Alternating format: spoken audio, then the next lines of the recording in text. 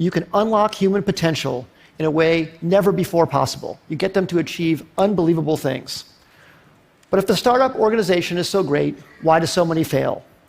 That's what I wanted to find out. I wanted to find out what actually matters most for startup success. And I wanted to try to be systematic about it, avoid some of my instincts and maybe misperceptions I have from so many companies I've seen over the years.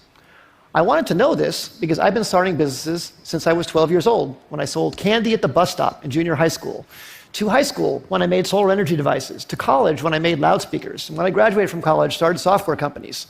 And 20 years ago, I started Idea Lab, and in the last 20 years, we started more than 100 companies, many successes and many big failures. We learned a lot from those failures. So I tried to look across what factors accounted the most for company success and failure. So I looked at these 5. First, the idea. I used to think that the idea was everything. I named my company Idea Lab, and how much I worship the aha moment when you first come up with the idea.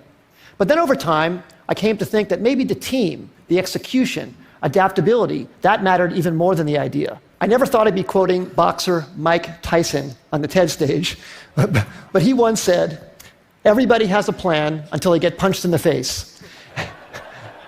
And I think that's so true about business as well. So much about a team's execution is its ability to adapt to getting punched in the face by the customer. The customer is the true reality. And that's why I came to think that the team maybe was the most important thing. Then I started looking at the business model. Does the company have a very clear path generating customer revenues? That started rising to the top in my thinking about maybe what mattered most for success.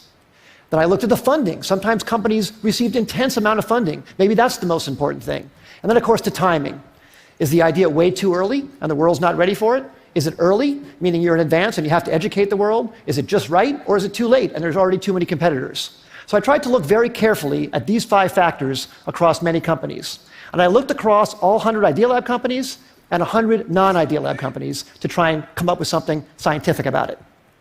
So first, on these Idea Lab companies, the top 5 companies, CitySearch, Cars Direct, GoTo, NetZero, Tickets.com, those all became billion-dollar successes. And the 5 companies on the bottom, Z.com, Insider Pages, MyLife, Desktop Factory, People Inc., we all had high hopes for, but didn't succeed. So I tried to rank across all of those attributes how I felt those companies scored on each of those dimensions. And then for non-Idea Lab companies, I looked at wild successes like Airbnb and Instagram and Uber and YouTube and LinkedIn, and some failures. Webvan, Cosmo, Pets.com, Flues, and Friendster.